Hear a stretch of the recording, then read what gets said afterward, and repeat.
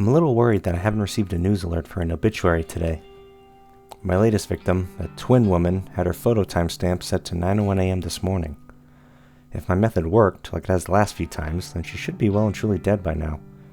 She should have slit her own throat, or someone mysterious should have come along and slit it for her. It's not like I managed to identify how Corpse Girl's power works. I'm no closer to figuring out why her victims die. All I know is that they do die. And yet I can't find any matching obituaries for the day. I've tried searching manually too. I can't always rely on my automatic filters to get it right. I've scoured every source I can find and have come up with nothing. It's possible that she hasn't killed herself yet. It's possible that she's planning to do it. Or maybe someone else is still planning to kill her on Corpse Girl's behalf? Well, it's also possible this time my victim won't die. Depressingly, that puts me back at square one. My winning streak will be over before it really begins if the corpse photo has no effect. I make a mental note to discard the burner phone when I get home. I somehow forgot to get rid of it on my way to work, being so absorbed in my strict morning routine. But it's not too late. Barely 24 hours have passed since I sent out the photo. I'm not straying too far from my modus operandi. Yo, you came. Mad. Hello, Kojiro. Nice, loose tie, my friend. That familiar, halting voice snaps me out of my thoughts. Kojiro stands before me, wearing slightly cleaner clothes than the last time we met. It's very possible that he interpreted this meetup as a date and decided to wear his absolute best outfit. The smell of the morgue is only faint upon him, thanks to the desperate cover-up scent of strong cologne. Hi. Can I sit? Please. Kojiro pulls up a chair and sits across from me. He's relaxed and awkward all at once. His tall, lanky form doesn't really seem to fit in with the tiny, cozy cafe he selected as our meeting point. Waiting long? No, not really. Great. Ordered yet? No. What do you recommend? House blend. Fantastic. They roast it here. Also, the chocolate gâteau is amazing. I'll order 2 slices. Thank you, but I'm not hungry. Coffee is fine. Roger that. The waitress eventually comes around, and Kojiro places our order in fluent French. I think the waitress is taken aback, as she bows politely and humbly asks him to repeat himself in Japanese. Once our order is settled, Kojiro leans forward and looks into my eyes. You wear glasses? I subconsciously reach a hand to my face and check if I am indeed wearing glasses. Of course I'm not. No? Why would you say that? Kojiro leans back casually and shrugs. Couldn't remember. Maybe you had them on last time. Last time? Is he referring to when we met at the library? I've never worn glasses. Sorry. Don't be sorry. Just making conversation. This place is great, right? It's true that the cafe possesses a quiet, comfortable atmosphere. The smell of freshly roasted coffee lingers in the air, and the display of various cakes at the front counter doesn't make me ill. I can make out the faint sound of acoustic music in the background, with vocals in what I presume to be French. All in all, it's a nice place. Kojiro chose well. Oh, is this place expensive? I just don't have much money, that's all. Don't worry. It's on me. How's work? The bank, right? I cock my head to the side. Did I ever tell him what I do for work? I don't recall saying anything on the subject. I work at the head office for Temujin, not in an actual bank. That's so. Huh. Read your profile wrong. I relax somewhat at his explanation. Of course he would have read my noise profile before meeting up with me. That's pretty normal. I don't keep much personal information on there, but it's true that my workplace is listed. Our conversation is put on hold as the waitress returns with 2 cups of coffee and a single slice of chocolate gâteau. The cake is delicate and moist, and my stomach growls in betrayal of my convictions. Kojiro thanks the waitress in French, and she once again bows in embarrassment and takes her leave. A bite? He scoops up a section of the cake with his fork and holds it out to me. I wave a hand politely and shake my head. Oh well. He takes a bite and looks immensely satisfied with his choice of dessert. Could eat if you wanted. You're skin and bones. Excuse me? Just saying, could stand to gain some weight. The nerve of him. Who would say that to a young woman? I'll have you know that I eat perfectly well. Think... Whoa. Sorry. Wasn't trying to be mean. You're gorgeous. Just saying, some cake wouldn't hurt. I'm gorgeous. I feel a little flushed and I look down at my phone to avoid Kojiro's warm gaze. Try the coffee, please. I reach for the cup in front of me, more due to the pleasant aroma than Kojiro's suggestion. I take a sip. It's been served at the perfect drinking temperature, and it's absolutely delightful, rich, delicate. I could drink this all day. I've probably been wasting my time drinking canned coffee. This is the real deal. Thoughts? For the first time since Kojiro arrived, I smile. It's wonderful. Right? I like your smile. This guy is really laying it on thick. I didn't come here to be swooned. Still. The praise is kinda nice, even if he is just trying to play me with the oldest lines in the book. I figure I should switch the subject to encourage him to stop flirting. So, how long have you worked in the morgue? Wow. Good question. Okay, let's see. 34 now. Started there at 22. Damn. 12 years. Never thought about it. Shit, I'm old. No, not at all. You're older than I expected, but really, it's no big deal. How old are you? Can I ask that? I don't mind. I'm 20. Phew. Okay. Right. Is that an issue? No, of course not. You're mature for your age. Or I'm out of touch. You're out of touch. I can't help but giggle. Wow. Okay. He laughs it off, but I wonder if I did hit a nerve. Would you date an older guy? And there it is, straight to the point. How do I answer a question like that? Good question. I've got no issue with age, but I don't really know if you're my type. And if I can be honest, there is someone I have feelings for already. That's so. Unrequited love, huh? Something like that. Props can't compete with that. Well, that's okay. I mean, you're stunning. Out of my league. Thrilled to be friends if nothing else. Friend sounds nice. Mad. He raises his coffee cup in a toast, then takes a sip. Maybe I had him wrong. He might be more mature than I gave him credit for. If he can take rejection without pressing the point, that speaks a lot about his character. So, Corpse Girl. Interesting, right?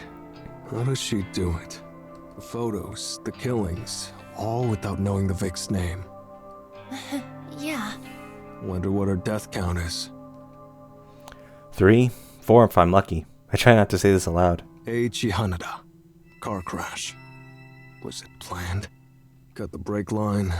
Drugged. I have no idea. Sorry. But you requested his death. Yes. I did leave him to believe that, not to continue to go along with it. And for no personal reason? That's right. Brutal. Don't request my death, okay? We'll see. His face lights up, almost as if he's impressed with the ambiguous answer, excited even. Maybe I should try the site. Request a death. Know anyone who deserves it? Sorry, not off the top of my head. Neither. Maybe you should request me. I'm dying to know how it goes down. You know, maybe you shouldn't mess with this stuff. What if you really ended up dead? I can protect myself. I mainly want a corpse photo. How does she do it? Oh, by the way, you read that book I gave you? You mean Strange Flower? Bingo. I'm halfway through it. Wow, fair effort. It's long. Thoughts? It's interesting, I won't lie. Nobel Sinclair is a sicko, right? Right. He's not all there. Halfway through, huh? So, has he dined with the dead? Yeah. Who was it? His school teacher, I think. He dug up her body 2 days after she died, and then dressed her in his mother's Sunday best. Yeah. Took the corpse out for Italian? I can imagine the waiter's reaction. Classic. Kojiro seems to really enjoy reminiscing about the book. Well, the story is definitely interesting, but the way he's laughing at it makes me a little worried. Then again, the guy works in a morgue, so maybe the whole scenario is just comical to him. Oh, that's it there. It takes me a second to realize what he's pointing at. Sure enough, the book in question is sticking out of the top of my bag. Pass it here. I want to show you a funny passage. I nod and reach for the book. I pull the massive tome from my handbag with a fair amount of effort. The book comes free, but it snags on the bag's zipper and causes some of the contents to fly out. Whoa! A few personal belongings fall to the floor with a clatter. I noticed my lipstick, lip gloss, notepad, and pen hit the cafe's tiled floor. Kojiro comes around to my side of the table and helps me pick up my things. He pauses when his hands grapple with another book that has fallen underneath. Strange Flower. Fausse photography? What's this? I quickly reach for the book and try to snatch it from his grasp. It's nothing. Kojiro is quick, and he instinctively avoids my desperate grab. He holds the book aloft and continues reading the cover. English? A comprehensive history of photo manipulation. He returns to his seat and flips through the pages as I finish packing my belongings away. I bow my head silently, waiting for his judgment. Yo, you can read this? Only a little. Oh, this is tough. My English isn't good. Thought it was French at first. These images. Kojiro suddenly snaps the book closed and looks at me. I figured it out. I brace myself for his inevitable accusation. Corpse Girl fakes the photos. The photos aren't from the future. Like that was ever possible. Photo is fake. Timestamp is fake. He's correct, but will he go back to assuming that I'm Corpse Girl? Hey, why do you have this book? Are you editing photos? I mean, I have an interest in it, but that's all. This book is old. Doubt the techniques are useful anymore.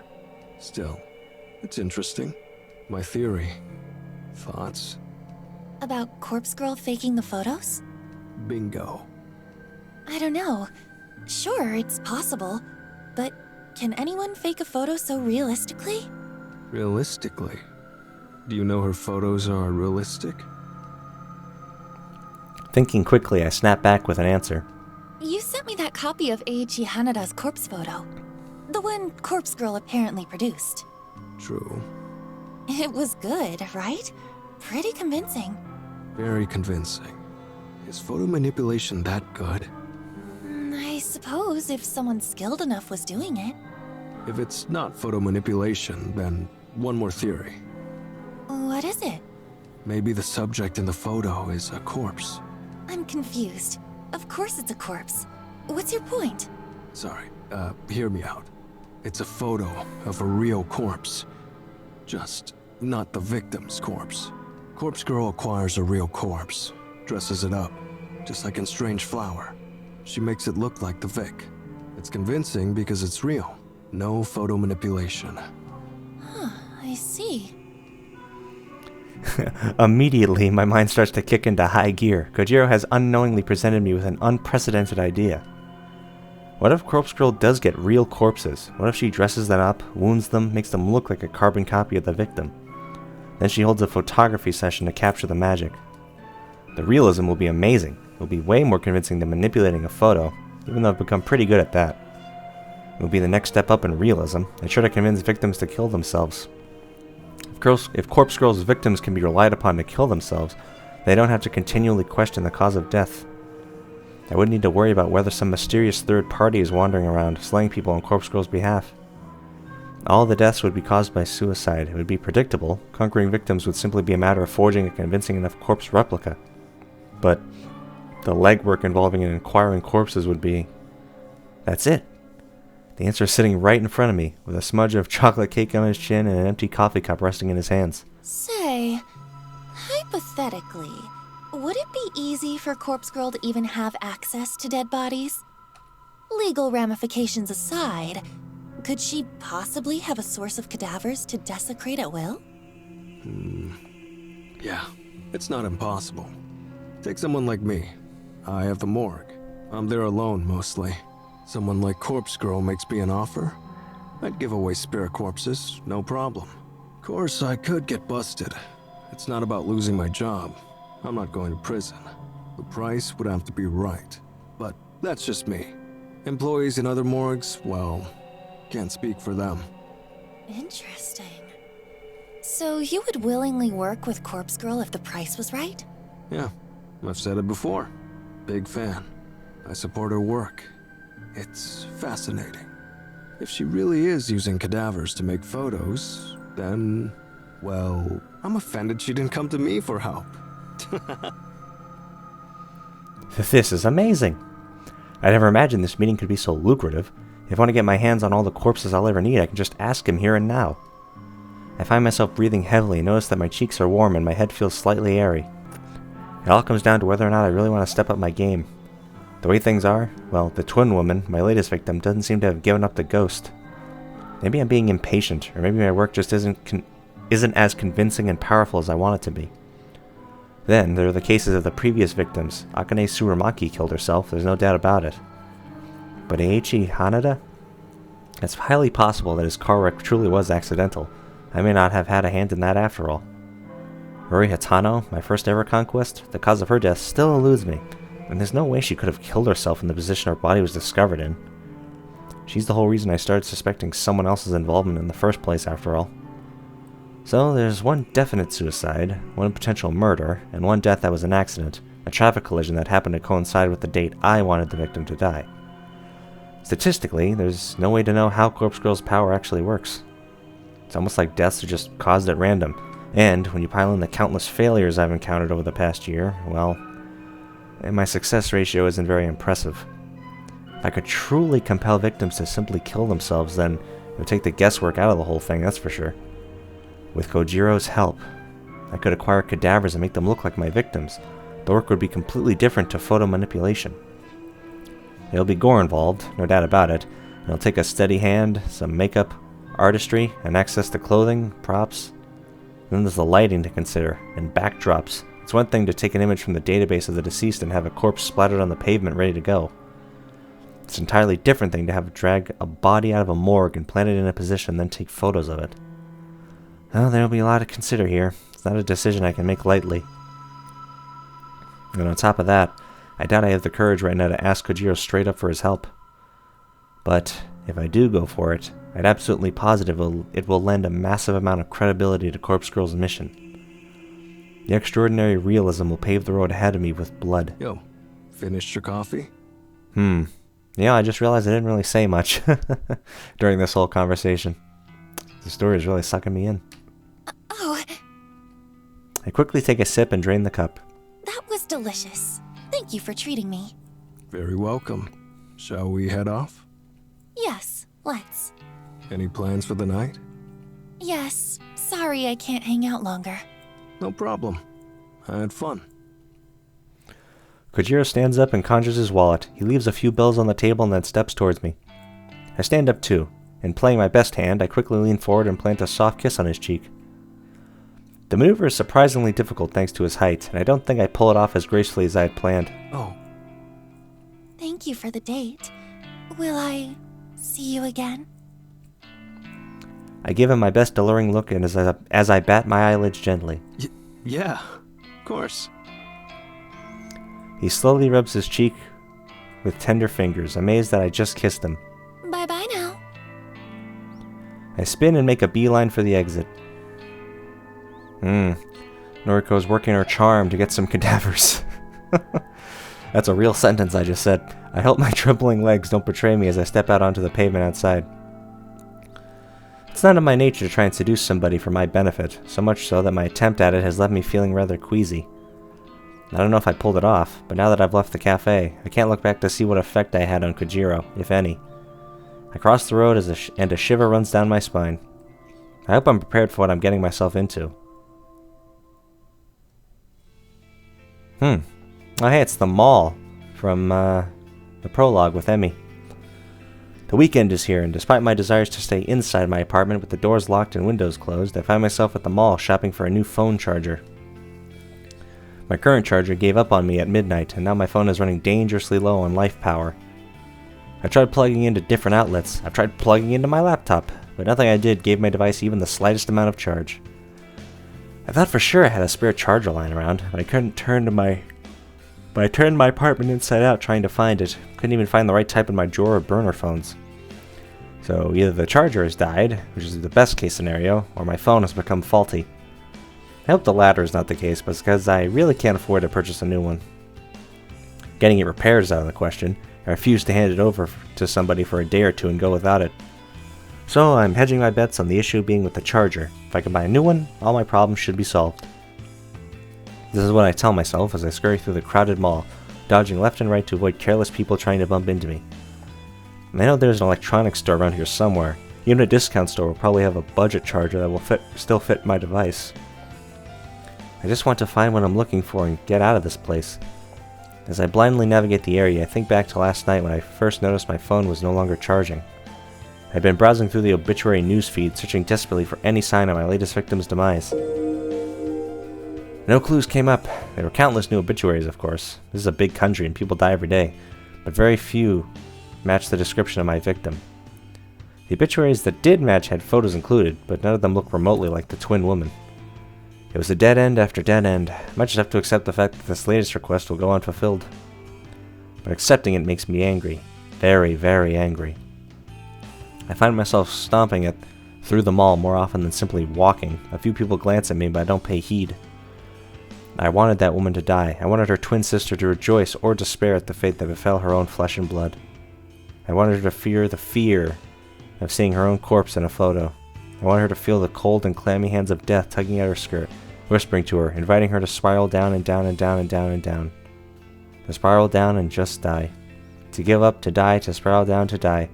To spiral... Okay, keep it together, Noriko, come on. To spiral out of control. I wanted her to die. I wanted her to die. I wanted her to die. Spiral down to... Yeah, okay. Why didn't you die? Okay. Why didn't you die? Uh-oh. My head is foggy. My senses blurred. My face hot. My hands cold. I repeat the mantra through gritted teeth. Why didn't you die? Why didn't you die? Why didn't you die? I fall to my knees and scream at the top of my lungs. Uh-oh. Ah! Why didn't you die? Oof. Big oof. This ain't the best time, Noriko. Ha ha ha. Uh-oh. Why didn't you fucking die? What the hell? Yeah. Damn, she's having a full meltdown.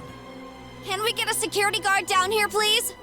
Die, die, die, die, die, die, die, die, die! Is she going to kill somebody? Mom, I'm scared. I'll kill her. I'll find her. I'll find her. I taste blood in my mouth. My tongue is numb. My teeth chatter. I'll find that twin bitch. I'll find that twin bitch. Well, that's all it took, huh? Oh, God. You know how I said in an earlier episode that Noriko has moments of good? Sadly, they're overshadowed by moments of complete insanity and evilness and terribleness. And this, just this image, perfectly sums it up. I'll kill her myself, I'll kill her myself, I'll kill her myself. I'll kill her. I'll kill her. All right. That's enough. Alright. A strong hand pulls at my shoulder and my face hits the ground hard. My arms are restrained behind my back, and all I can see in my blurry vision is the checkered, tiled floor of the mall. You're coming with me. My limp form is tugged backward and my head lolls to the side. I shut my eyes and let the blackness envelop me. Ah, well, that was good. A stinging cold ice pack bites against my cheek and rudely awakens me from my stupor. I don't know where I am. I don't remember why I'm here. But the sudden chill spreading across my face is nice, almost soothing. I realize that somebody, a tall man, is holding the ice pack to my cheek and he motions for me to take hold of it myself. I reach a sluggish hand to grab the ice pack and continue to press it against my skin. The man walks around the chair I'm seated in and stands behind a simple wooden desk to face me. You can imagine my surprise when I recognized you. Oh, hey, dude. This guy. I'm so sorry, I forgot your name. Huh? Opening my mouth in an attempt to talk causes a dull ache in my jaw. I apologize for treating you so roughly. The only reason I haven't called for the police is because I want to give you the opportunity to calm down and explain yourself. This guy, I know him, but from where?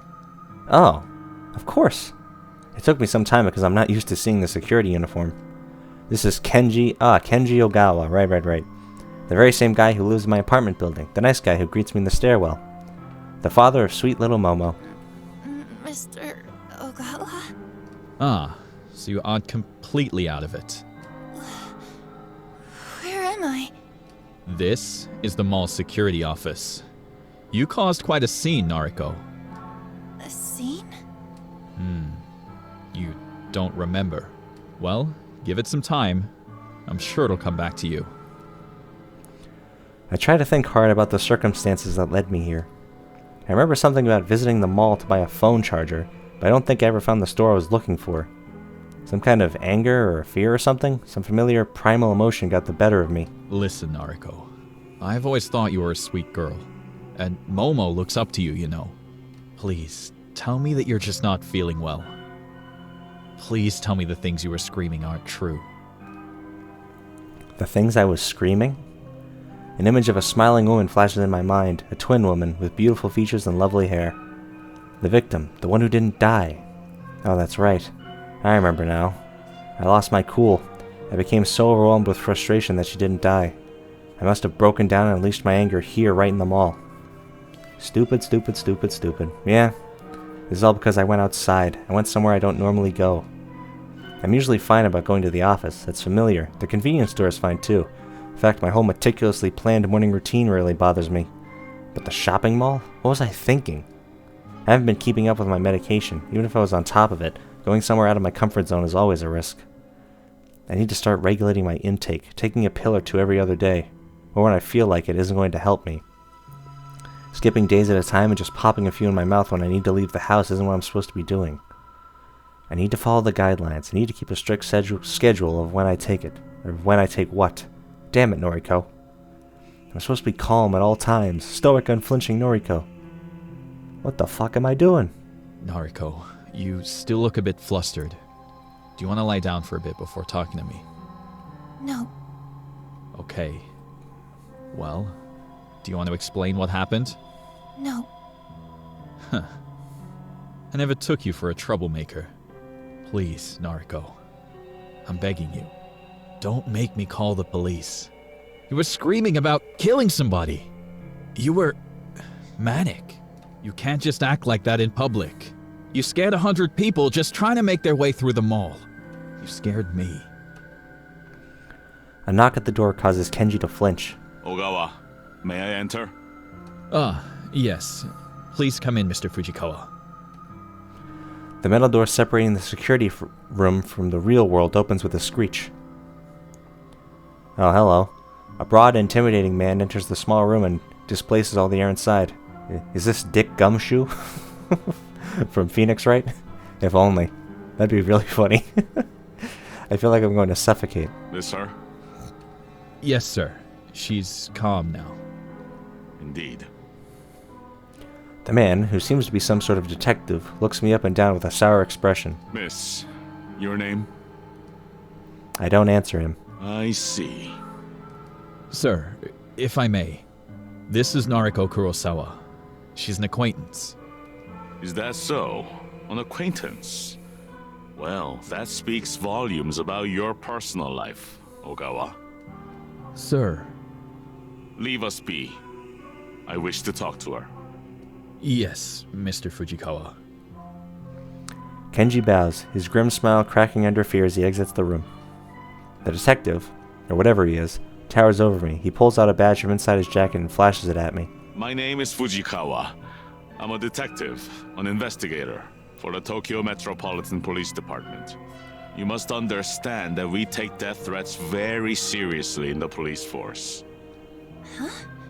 Excuse me, but Kenji said he didn't call the police. Kenji? Ah, Ogawa. Well, never mind what he said. I was here already in regards to another case. I happened to witness your little outburst. Ogawa was kind enough to allow me a moment to interview you personally. Right. So, what do you want to talk about? Listen, if I were in your shoes, I'd drop the sardonic act. I have reasonable grounds to arrest you here and now. His voice drips with pure venom. This guy isn't joking around. I squirm a little in my seat and remove the cold ice pack from my face. Now, Miss Kurosawa, would you please explain to me who you are threatening to kill? A wave of dread washes over me as the reality of my current situation starts to sink in. If I don't fly straight and narrow here, I might be in for a world of trouble. I apologize for my actions. I wasn't feeling like myself earlier. I regrettably skipped my medication recently. The medication excuse. I'll play along. Were you hallucinating then? No, sir. Not exactly. I need to come up with something and quickly, or I'm not going to get out of here anytime soon. See, I recently had an altercation with a coworker about a guy we both like. The detective rolls his eyes at me. Go on. I guess I was a little upset about our fight, and really, we're actually quite good friends, so... I think a combination of that and missing my medication caused me to get a little too upset and say some things I don't really mean. Mm-hmm. And how do I know you're not dangerous? Are you carrying any weapons, Miss Kurosawa? Weapons? No, of course not. I see. Well, you're going to have to permit me to search your belongings. You understand that I can't allow you to leave until I have established that you're not a threat, right? The detective lurches forward and roughly grabs my handbag. Hey! He tears it open and rummages around inside. I'm somewhat relieved I'm traveling lightly today. He even left the 2 books I'm reading at home. He finds nothing of interest in the bag, save for one thing, my phone. He taps the screen, toggles the power button, and smacks the phone against his open palm. Is this broken?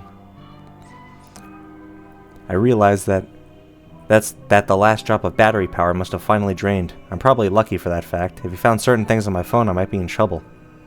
It's not like I keep corpse photos on there. That's what my collection of burner phones is for.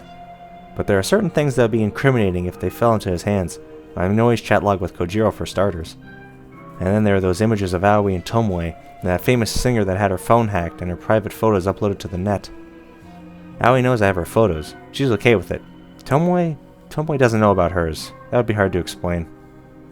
The singer, on the other hand, was part of a big scandal a few months ago. Probably half of Japan has seen her photos.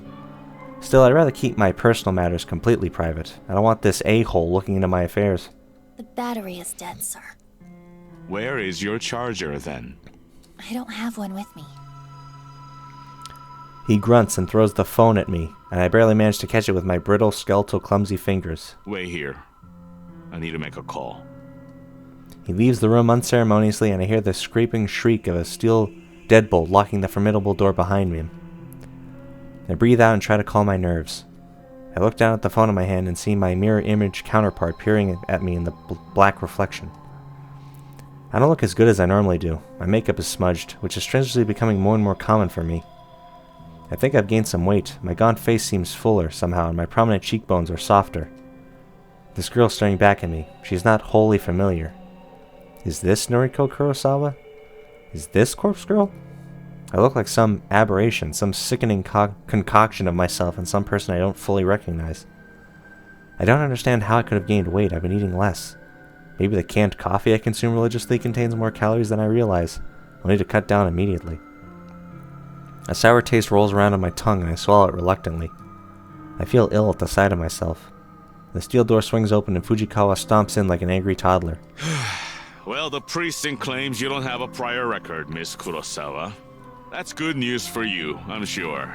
But it's a fucking pain in the ass for me. I flinch at his apparent anger and recoil slightly in my chair. You're free to go. However, I'll remember you. Another incident like this, and I'll have you in for a psychological assessment faster than you can blink. I can do nothing but nod as a wave of relief washes over me. Get your things and get out of here. Oh, for the love of God, go eat something. You look like a starving child. Fujikawa spins on his heel with force and once again leaves me sitting alone. I take a minute to collect my thoughts before picking up my belongings and shoving them into my handbag. As I leave the security office, I spot Kenji standing outside the door. He bows his head meekly. Take care, Noriko. Yeah. He doesn't lift his head as I walk away. Well, that was an event. Oh hey, back to where it all started, I guess. Oh no, yep, Noriko is... Now she's becoming truly insane. So much for stoic, unflinching Noriko. Remember stoic, unflinching Noriko? This is her, weak of flesh and weak of will, weak, weak, weak. Noriko can't control her emotions, Noriko can't face the world outside with the help of peppy pink pills, and Noriko refers to herself in the third person now. Noriko, Noriko, Noriko. She keeps calling herself that. I keep calling myself that. Oh god, yep, things are... this is not good. What is happening with the screen? But I'm more than that, more than her. I'm Corpse Girl, I'm bigger than the frail body before me. What do my looks matter in the grand scheme of things? What does my ego matter? Oh no. I want to be beautiful, thin, gorgeous. Kojiro called me gorgeous and made me feel good. But it doesn't matter, none of it matters. Corpse Girl matters. She will succeed and the world will continue to spin. I need to gain weight or lose weight. I need to look like Aoi with her small frame and cute features, and that bust that's too hard to look away from. I need to look like Tomoe with her fuller figure, her obscene fashion sense, and those oddly beautiful eyes that she doesn't deserve. I need to look like Yuriko with her bad haircut, terrible piercings, and trashy clothes. I need to look like Mother, who is just like me and Yuriko, combined with vacant eyes that used to be sparkling and clear, but now just glaze over whenever you try to talk to her. I need to look like Noriko with her dark hair and her intense gaze and her healthy, acceptable frame. I don't need to look like this skeleton, this living corpse. I don't need to look like this physical embodiment of hunger and longing and lust and fear and stress and anxiety and uncertainty and ambition and exhaustion. Fuck you. I curse at the mirror and spit at my own reflection. Fuck you. I clench my fist until my nails dig and tear and pierce my flesh, letting blood trickle between my knuckles and drip down to the carpet. I don't want to be you. I'm better than you. I'm better than you. I'm better than you. But I am you. I am Corpse Girl. It's what I always wanted. It's that sense of belonging that I always sought. It's the feeling of home that I reclaimed after home was lost. After Mother moved and Yuriko got put on ice, and after I found this apartment that felt so strange at first. This is who I am. I love your hair. Your eyes. I love you. Don't ever leave me. Don't leave. I raised 2 fingers to my mouth and kissed them gently, then pressed them against the mirror. I love you. Don't ever change.